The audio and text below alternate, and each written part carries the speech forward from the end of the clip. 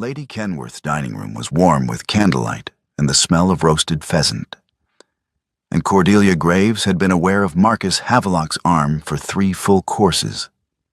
4 inches from hers, steady and still in the way of a man who had once held a ship's wheel against a gale and found the experience unremarkable. She had watched him from the corner of her eye all evening. The way he set down his wine glass without sound, the way he answered Lady Kenworth's questions about Parliament with the measured patience of someone answering questions about the weather in a country he no longer lived in. He was performing, she knew. She had watched him perform the Duke for 3 years, and she knew the difference between the man and the costume. What she had not planned for was what happened when she set down her own fork, lifted her voice to a carrying pitch, and said the words she had been rehearsing for 6 days. Lord Pemberton has asked me to marry him.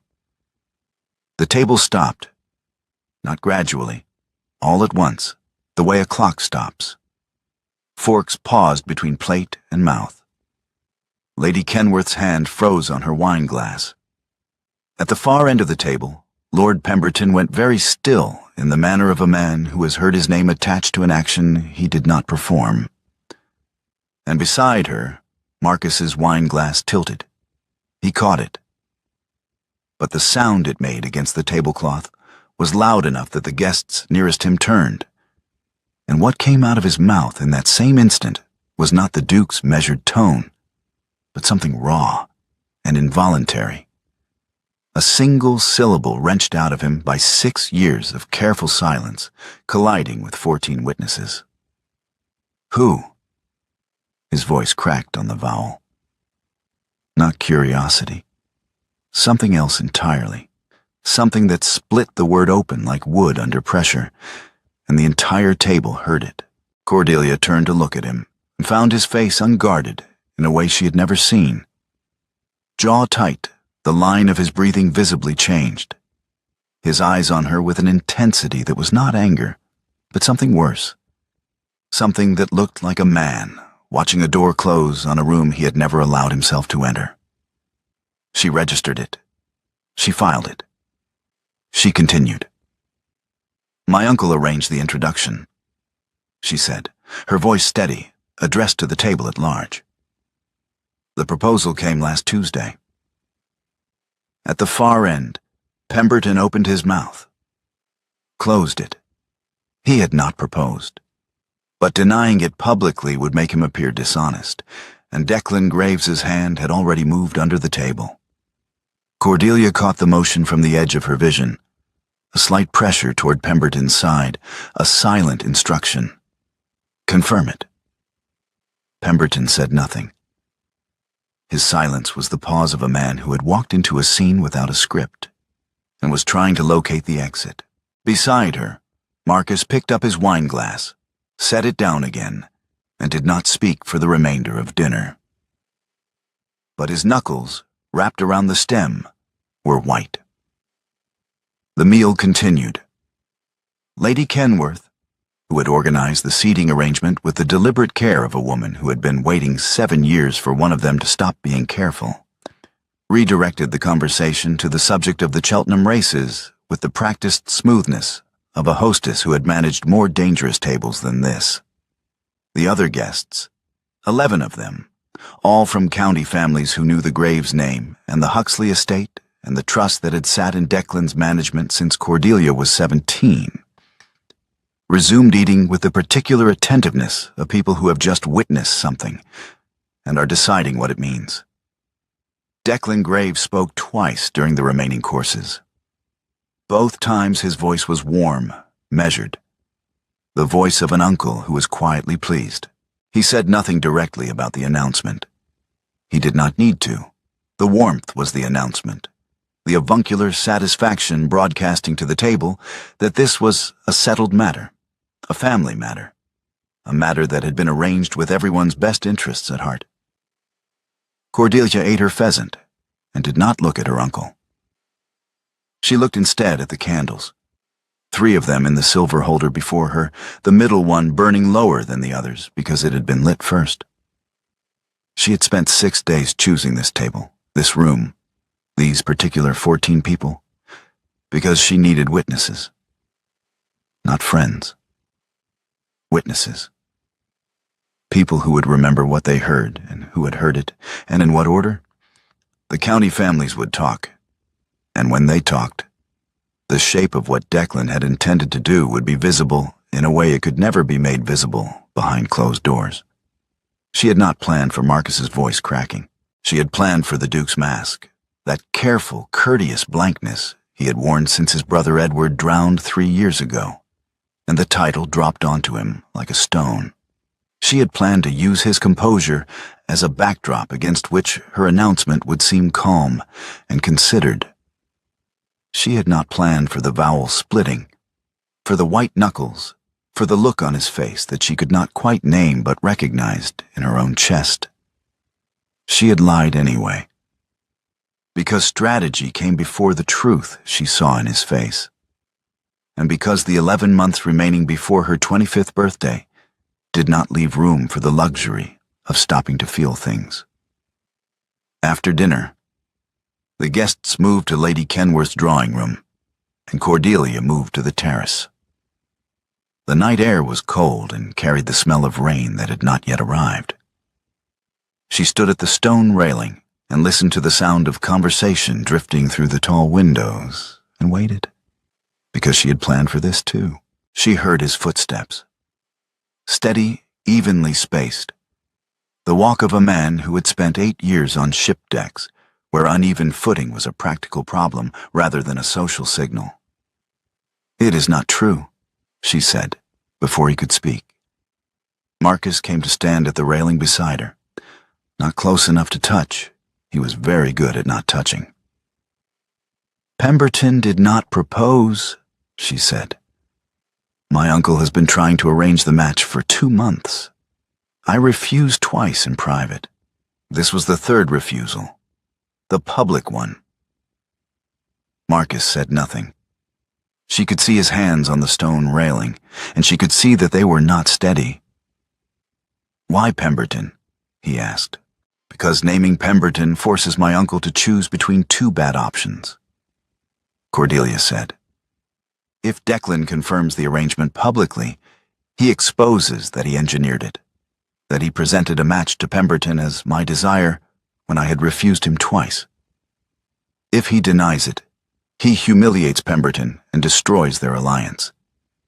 Either way, he loses control of the timeline." "What timeline?" She turned to face him properly. The candlelight from the windows caught the line of his jaw, the steadiness of his posture, and the fact that his breathing was not, in this moment, steady at all. "My inheritance is held in trust until I marry or turn 25, she said. 25 is 11 months away. My uncle has been managing the trust since I was 17. He has been managing it poorly, Marcus, or rather, he has been managing it for his own benefit and reporting it as management of mine. If I reach 25 unmarried, the trust transfers to my control and an independent audit becomes inevitable. Lord Pemberton is 51, a widower, and a political ally of my uncle's. He would have assumed the trust without examining the accounts." Marcus was very still. The kind of still that was not calm, but its opposite. The stillness of a man applying considerable force to the task of remaining in one place. "Why are you telling me?" he asked.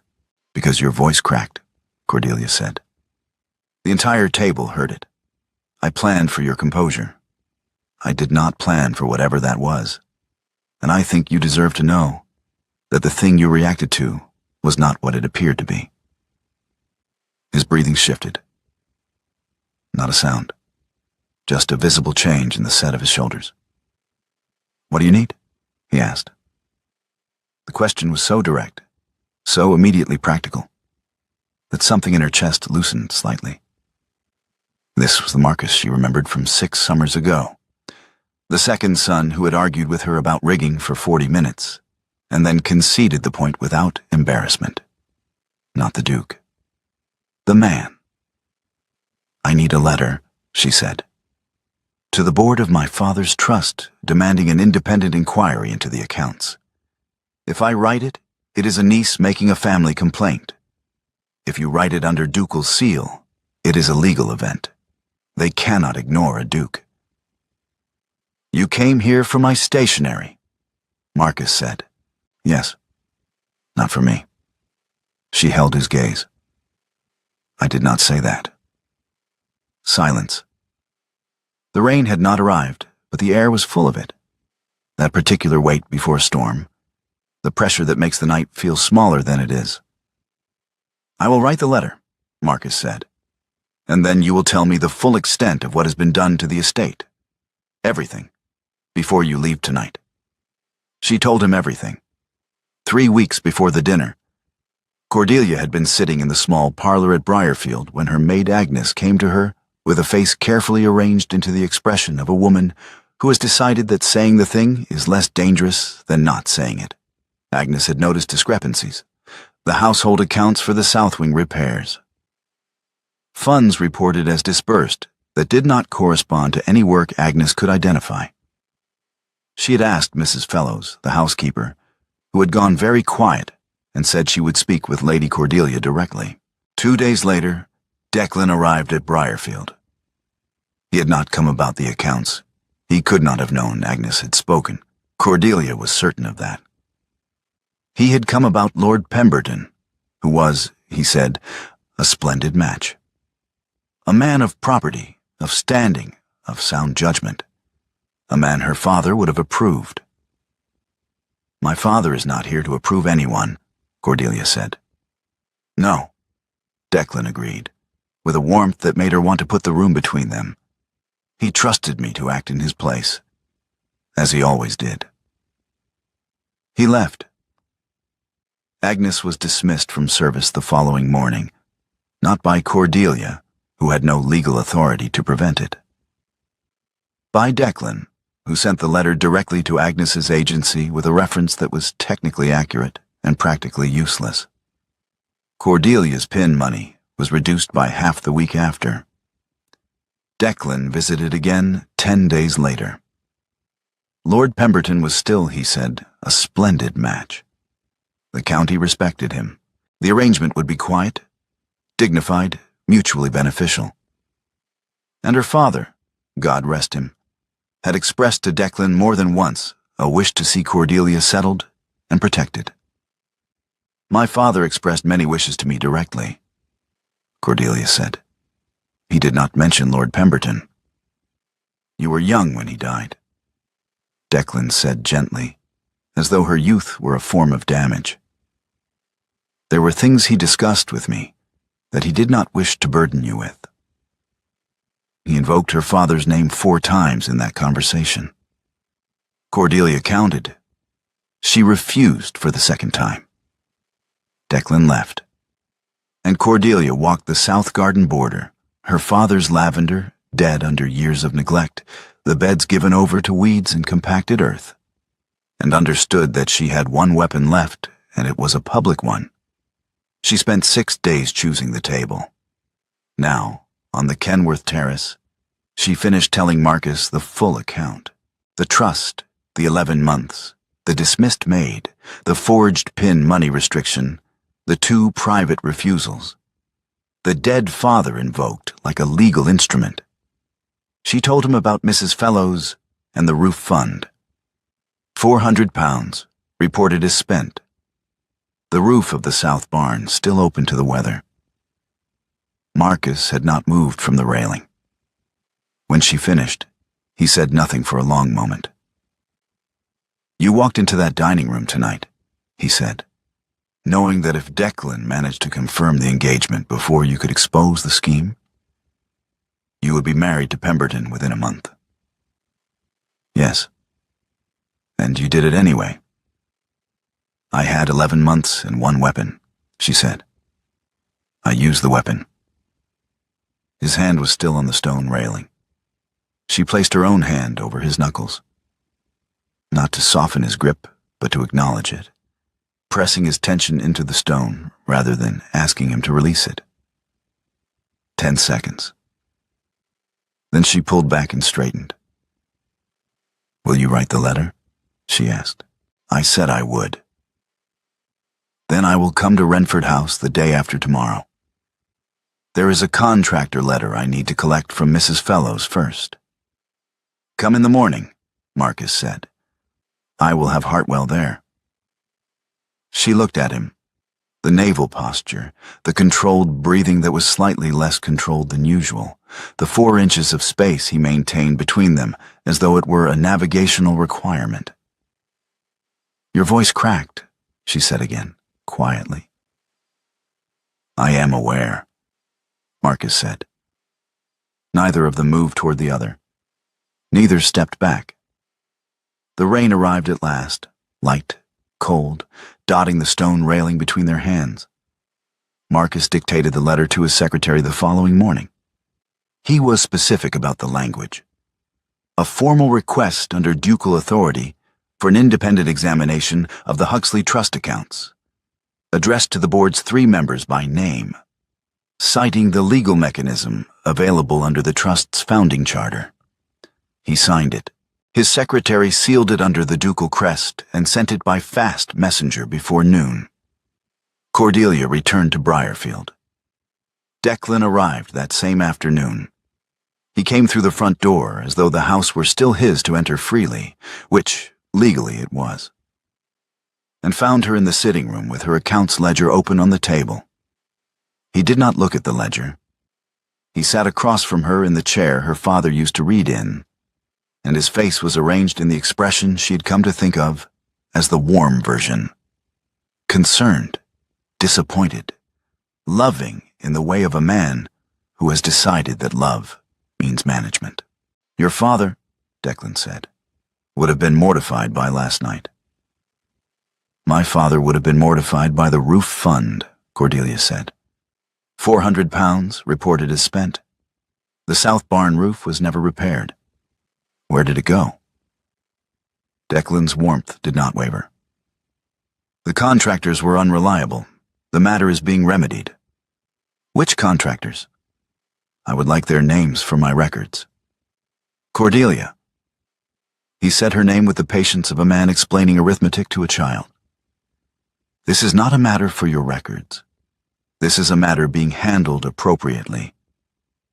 What is not being handled appropriately is your behavior at Lady Kenworth's table, which has embarrassed Lord Pemberton, confused the county, and made you appear, I say this with genuine concern, unstable." "I am not unstable," she said. "I am informed." He left. He was still warm when he left, which was worse than if he had been angry. Cordelia walked the south garden border in the gray afternoon light. The lavender beds her father had planted the year she was born were compacted earth and dead stalks, neglected through 7 years of Declan's management. She crouched and pressed her fingers into the soil. Hard, dry. Nothing had been fed or watered or tended. The gate at the south end, the one her father had always meant to oil, creaked as the wind moved it. The same creak it had made since she was a child. She stood. She understood, standing there, that she could not go back to the position of a woman who managed quietly and endured. The lie was public. The inquiry was official. And Declan now knew she had begun fighting. There was no version of what came next that did not require her to keep going. Cordelia arrived at Renford House the following morning with Mrs. Fellows's contractor letter in her coat pocket. A written refusal from a Cheltenham firm dated 2 years prior, declining to undertake the south barn roof repair on the grounds that the initial payment had never arrived. The letter was addressed to Sir Declan Graves. It had been intercepted by Mrs. Fellows, who had kept it because she was the kind of woman who kept things. Marcus read it at his desk. Then he read it again. "This puts the roof fund disbursement in direct contradiction with the contractor's records," he said. "Yes," Cordelia said. "Which is why I need it in the case file before the board receives your letter and Declan has time to produce an alternative explanation." The case file is organized chronologically, Marcus said. The contractor letter goes after the trust disbursement records, not before. It goes first, Cordelia said. Because the contractor letter is the proof. The disbursement records are the claim. You prove the claim false before you present the claim. Otherwise, the board reads the claim first and arrives at the proof already looking for reasons to doubt it. Marcus looked at her. The board are solicitors. They read evidence in chronological order. The board are men who knew my uncle for 30 years before they knew me, Cordelia said, at a volume slightly above what the room required. I am not organizing this file for people who will be neutral. I am organizing it for people who will be predisposed to believe him. Marcus moved the contractor letter to the front of the file without further comment. They worked through the afternoon. She was fast and furious and occasionally wrong. She put the trust charter summary in the wrong section twice and argued both times that she had not. He was methodical and thorough and occasionally too careful. He spent 20 minutes on the precise legal phrasing of a cover note that Cordelia maintained could be written in 2 sentences. She paced when she was thinking, which meant she paced most of the afternoon, circling the perimeter of the study in a route that took her past the corner of the large oak desk. She walked into the corner of the desk, hip, hard. She hissed through her teeth. Marcus stood without speaking, moved the desk 6 inches to the left, and sat back down. He returned to the cover note as though he had simply adjusted his chair. Cordelia did not notice for 20 minutes. Then her pacing circuit brought her to the place where the desk corner had been and was no longer, and she stopped. You moved the desk, she said. Your hip, Marcus said. I barely felt it. You limped for 2 circuits, I counted. She looked at him. He was reading the trust charter summary, his expression entirely unchanged. 3 days after the inquiry letter was sent, Declan produced his counter move. A letter arrived at Briarfield, not addressed to Cordelia but circulating through the county families, passed from drawing room to drawing room with the quiet velocity of information that confirms what people already want to believe. It was written in her father's hand, or very nearly. The late Viscount Huxley expressing his wish that his daughter be guided toward a suitable arrangement, that her guardian be trusted to act in her best interests, that the impetuosity of youth be tempered by the wisdom of those who loved her. Cordelia read it at the breakfast table. She read it twice. Then she set it down and then looked at the window for a long moment. The handwriting was almost right. The loops, the spacing, the particular forward lean of her father's script. Almost.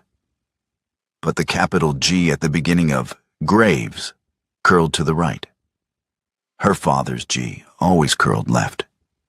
She knew his hand the way she knew the sound of the south gate. From 1,000 small encounters, from letters written in firelight when she was a child, and letters written in his last year when his hand had slowed but never changed its particular habits. She folded the forged letter, put it in her coat pocket beside the last real letter her father had ever written her, and went to Renford House. Mr. Hartwell, Marcus's solicitor, was a small man with a precise, unhurried manner of someone who had spent 40 years reading documents that other people had hoped no one would read carefully. He laid both letters side by side on Marcus's desk, the forged one and the real one, and placed the contractor records and the trust discrepancy figures alongside them. He read everything without speaking. Then he read it again. The handwriting discrepancy is significant, Hartwell said. Combined with the contractor records and the disbursement figures, I can compel a formal inquiry. Not a request, a compelled examination. The trust board has no legal discretion to refuse. Cordelia looked at Marcus across the desk. Something shifted in the room. Not dramatically, not with any outward ceremony. but she felt it as clearly as she had felt the change in air pressure before the rain on the Kenworth terrace. She had come to him 6 weeks ago for ducal stationery. She had come to him with contractor letters and handwriting evidence because he was the only person in the county with the legal standing to make the inquiry impossible to dismiss.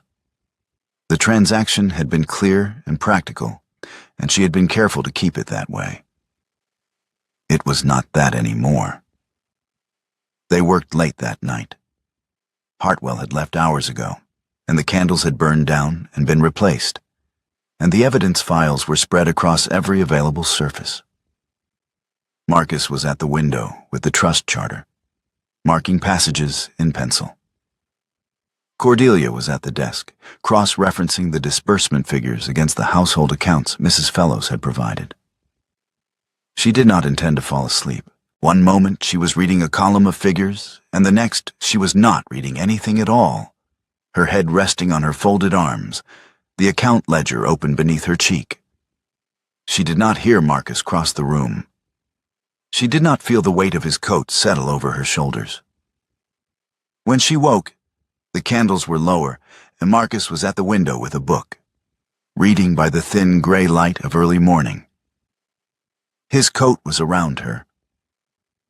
He did not look up when she stirred. She did not mention the coat. He did not mention it. She straightened in the chair, rolled her neck, picked up the ledger where she had left off. After a moment, she moved her chair 2 inches toward his side of the desk. Neither of them remarked on this either. They returned to work. Declan moved on 2 fronts simultaneously, and both moves landed within the same week.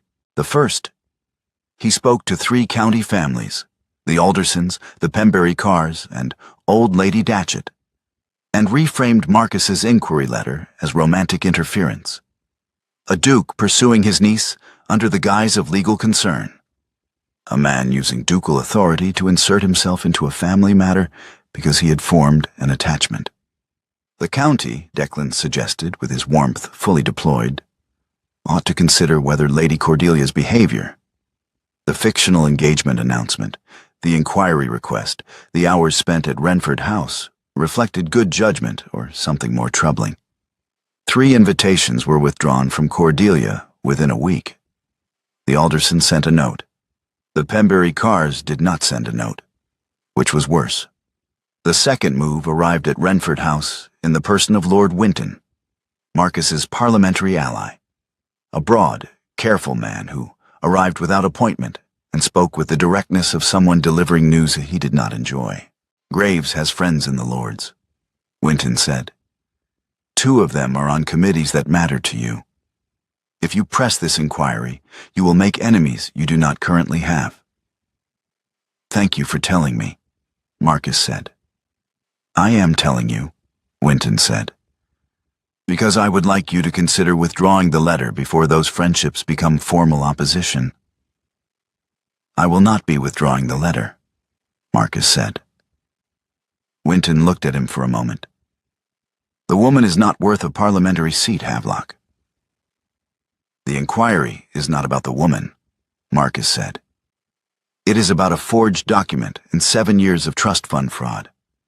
I would have written the same letter for anyone. Winton left. Marcus returned to the study and did not mention the conversation to Cordelia until she asked him directly that evening why Winton had come. He told her. She was quiet for a moment. You could withdraw it, she said. Hartwell said the board may act on the evidence without the ducal letter, now that he has submitted his formal request. Hartwell is correct, Marcus said, and I am not withdrawing it. Your political position is my concern, Marcus said, not yours. What is yours is the second thing, which I suspect is coming. It came the following afternoon. Declan arrived at Briarfield, not warm this time, or rather warm in a different register, the warmth of a man who has decided that the affectionate approach has run its course, and something more direct is required. You have made, he said, a serious miscalculation. The county saw you announce a fictional engagement at Lady Kenworth's table. I have the names of 11 people who heard you. I will petition the court to extend your guardianship on grounds of instability. The announcement is evidence of disordered judgment, and I have witnesses to every syllable of it. Cordelia looked at him across her father's sitting room. He is going to use my own lie against me, she told Marcus that evening. She had not lit the lamp in the study. She had come in through the side door. Mrs. Hartley, the housekeeper, had not questioned it. And she had sat down on the floor with her back against the bookcase and her knees drawn up and the room dark around her. Marcus found her there.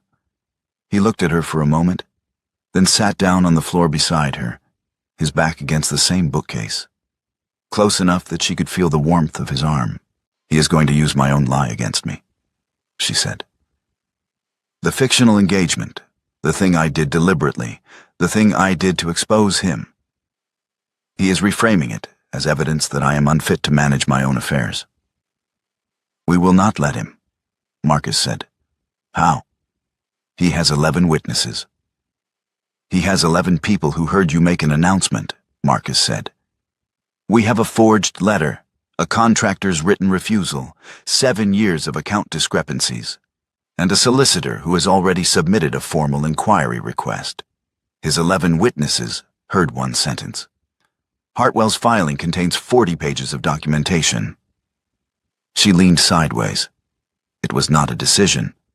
It happened the way the wine glass had tilted, involuntarily, her head coming to rest against his shoulder because she had been holding herself upright for 7 years, and something had simply given way. He did not move. He did not put his arm around her. That would have been a choice. And this moment was not about choices. It was about weight and where to put it, and the specific exhaustion of a woman who had been fighting alone for longer than she should have been. 4 minutes. She counted them without meaning to. Then she straightened. I am not fragile, she said. I know, Marcus said. You are exhausted. There is a difference. The following morning, Marcus laid both letters on the desk, the forged one and the real one, and held a magnifying glass over the capital G in each. Cordelia stood beside him and traced both letters with her finger, not touching the paper, but following the line of each stroke in the air above it. His G always curled left, she said. From the time I was a child. He wrote me letters when I was at school, every week without fail. The G in graves, in garden, in gone. Always left. She traced the forged letters G. This one curls right. Whoever wrote this studied his hand carefully. The spacing is nearly perfect. The forward lean is right. But they did not know about the G. She sat with the real letter in her hand. Her father's last letter, and written 8 months before he died. In the particular careful script of a man whose hand had slowed, but whose habits had not. Trust your uncle, my dear. He has always been a good man. I am glad you will have him when I am gone. She did not speak for a long time. Marcus watched her hold it. He understood, looking at her face, that she was not grieving the forgery. She was grieving the real letter. The man who had written it had loved her completely, and had been wrong about the person he entrusted her to. And she had spent 7 years honoring that trust, because contradicting Declan had felt like contradicting her father.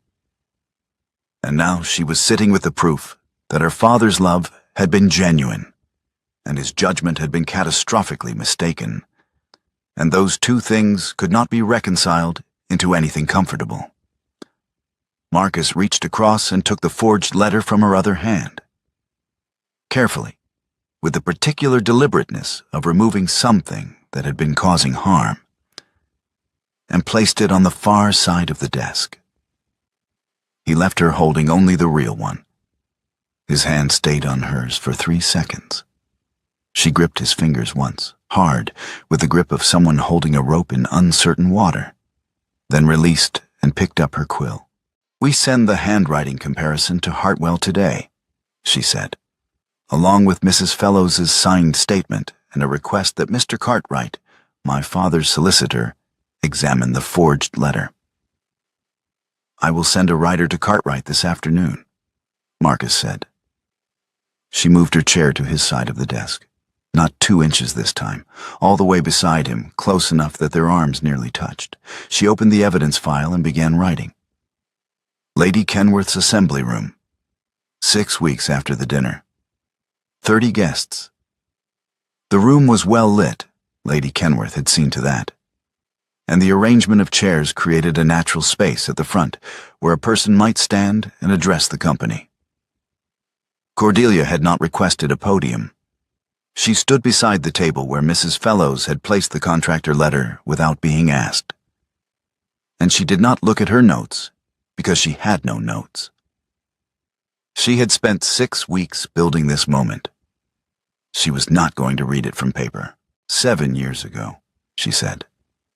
My father died, and my uncle assumed my guardianship.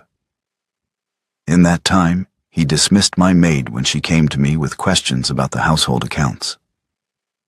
He reduced my pin money by half after I refused Lord Pemberton's suit, a suit I had refused twice in private without witnesses, which was precisely the problem. He told the county I was difficult, and last month he produced a letter in my father's hand, expressing a wish for a managed marriage. The room was very quiet. That letter, Cordelia continued, was examined by Mr. Cartwright, who served as my father's solicitor for 22 years. Mr. Cartwright has confirmed in writing that the letter was not written by my father. The G in my father's name, the capital G in Graves, always curled to the left. My father's G curled left in every letter he wrote me from the time I was 9 years old. In the letter my uncle produced, the G curls right. She held up both letters, the forged one and the real one. The room could see them clearly.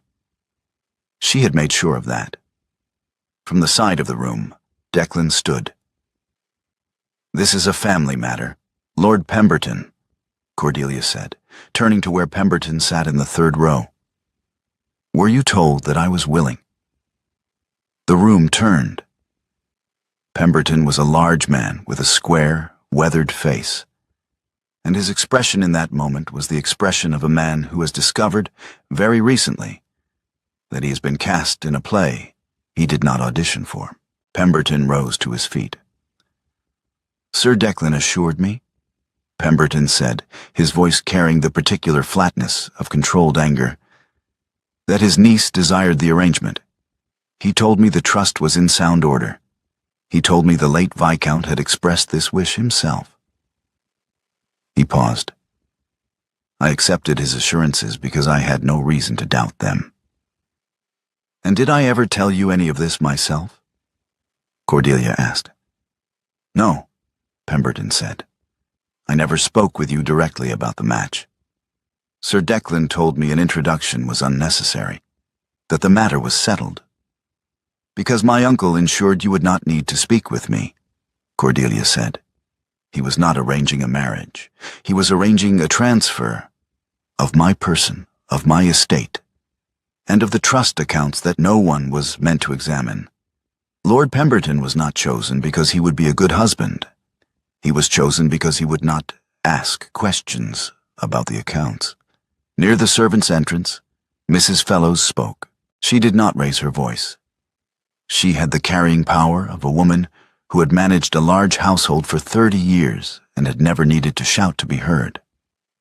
"The South Barn Roof Fund," Mrs. Fellows said, £400, reported as spent in the trust accounts 2 years ago.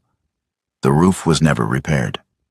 I have the contractor's written refusal, addressed to Sir Declan Graves, stating that the repair could not be undertaken because the initial payment had not been received. She placed the letter on the table beside the other documents. I kept it because I did not know what to do with it at the time. I know now. Pemberton's face changed. It was not anger at Cordelia. It was the expression of a man discovering the precise shape of how he had been used. He turned to Declan. "Sir Declan," Pemberton said, "I withdraw." formally, before this company.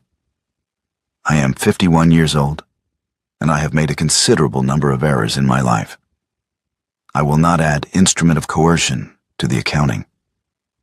The room went very still, the particular quiet of a gathering in which something has been settled beyond further argument. Declan stood. The avuncular warmth was gone entirely.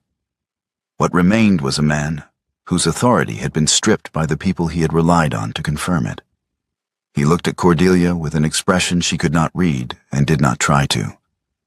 "Your father trusted me," he said. "My father was wrong," Cordelia said. "He was wrong about you the same way I was wrong about you, because you are a very easy man to believe when no one is checking. There is someone checking now. Mr. Hartwell has submitted a formal inquiry to the trust board. Mr. Cartwright has provided a signed statement regarding the forgery. The contractor records are on that table. My father's real letters are in the hands of the board." Declan left. Not dramatically. He simply gathered himself and walked toward the door, and the room parted to let him through, and then he was gone. Cordelia looked at the table. The documents were arranged in the order she and Marcus had argued over for 3 weeks. Contractor letter first, disbursement record second, the real letter and the forged one side by side at the end, the G's visible to anyone who came close enough to look. 6 weeks ago, she said to the room. At Lady Kenworth's dinner, I announced that Lord Pemberton had proposed. That was a lie. I lied because I needed this room, these people, to witness what my uncle had constructed, and because I knew he could not complete it once it was visible. I am not proud of the method.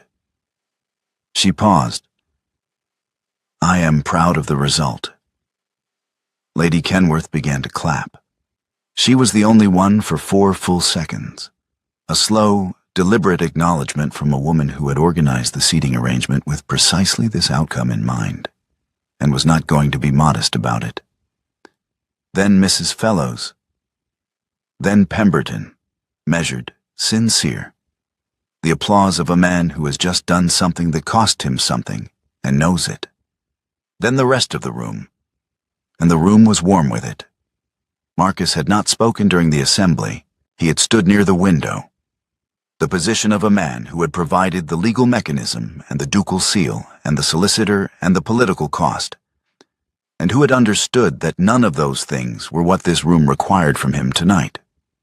What this room required was Cordelia, naming what had been done, calling witnesses from memory, claiming the space as her own. He had stood near the window and watched her do it. After the room had mostly cleared, Cordelia turned and found him approaching. She had her father's real letter in one hand and the contractor document in the other. And she looked at him for a moment. The naval posture, the controlled face, the 4 inches he had maintained between them for 6 years, as though it were a principle. She reached up and took his coat lapel in one hand. Not gently. The grip of a woman who grabbed things, reins, account ledgers, her uncle's fraud by the throat. She pulled. He came forward, the forward motion of a man who had held himself at 4 inches distance for 6 years and was done calculating the gap. She kissed him. When they parted, she was still holding the lapel. Your voice cracked, she said. 6 weeks ago. On who? I heard it every night for 6 weeks. I did not mean to say it, Marcus said. I know, she said. That is exactly why it mattered. That evening, on the Kenworth terrace, the same stone railing, the same cold air, the same candlelight thrown from the tall windows. Cordelia sat on the balustrade, and Marcus stood beside her. Close enough that the distance between them was no longer a navigational calculation, but simply the space 2 people occupy when they have stopped pretending. You did not speak in the assembly, she said. You did not need me to speak, Marcus said. I came to your house 6 weeks ago for a letter on ducal stationery, Cordelia said. I want you to know that is not why I am sitting here now." "I know." "Do you?" she asked. He turned to look at her. The naval posture was still there. It was not a costume. It was simply how he stood. But his hands were not steady. "At the dinner," he said, "when you said he asked me to marry him, I discovered, in front of 14 people, that I could not bear it. I have spent 3 years performing a duke who makes considered decisions about alliances and obligations and the correct use of a title he never wanted. And in 1 second, sitting beside you at Lady Kenworth's table, the performance failed completely. You were in the room for 6 years, Cordelia said. Before Edward died. Before the title. You were in the room, and you said nothing. I was a second son with no estate and no particular prospects, Marcus said. And then I was a duke who must marry for strategic reasons. The excuse changed shape. The result was the same. He looked out at the dark garden. I told myself I was being sensible. I was being a coward with good vocabulary. She pulled off one glove. Her hand, bare, cold, the hand of a woman who had been working in gardens and sorting documents and gripping stone railings. She held it out. I am done performing, she said. If you want the woman who lies at dinner tables and shouts at her uncle in assembly rooms and has argued with every contractor in the county and cannot manage a household without making enemies of half the tradespeople, that woman, not a calmer version, she does not exist. He took her hand, not gently, with the same directness she had offered it, the grip of a man who had spent 8 years on ships in weather that did not accommodate uncertainty. I spent 8 years on frigates, Marcus said. I did not enjoy the calm days. I enjoyed the ones that required all hands on deck and left no time for performing anything. That is sentimental, she said. It is specific, Marcus said. There is a difference. She gripped his hand hard. The grip of a woman choosing, for the first time in 7 years, to hold a person instead of holding herself together alone. Thursday, she said. Briarfield, the South Gardens. I am replanting my father's lavender. The beds have been dead for years, and I am starting over from bare earth. I could use someone who follows instructions. I follow instructions poorly, Marcus said. I know, she said. You will improve. Late summer. Briarfield. Cordelia's 25th birthday. The trust had transferred to her control 3 weeks prior, a formal, documented, legally unambiguous transfer, overseen by Hartwell and the board and Mr. Cartwright. The recovered funds accounted for and the inquiry's findings submitted to the appropriate authorities. Declan had not appeared at Briarfield since the assembly. He had written once, a letter she read and set aside. The south border was blooming. Lavender in long rows, rosemary at the corners, sage along the inner edge. The beds replanted from bare earth over 6 weeks of mornings, Cordelia on her knees in the soil with the tenant's children handing her seedlings and Mrs. Fellows arriving at noon with bread and strong tea. The south gate had been oiled at last. It no longer creaked.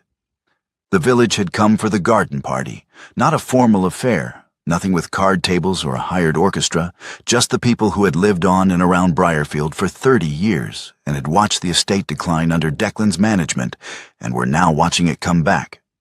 Mr. Gregson's barn had a new roof, paid from the recovered funds.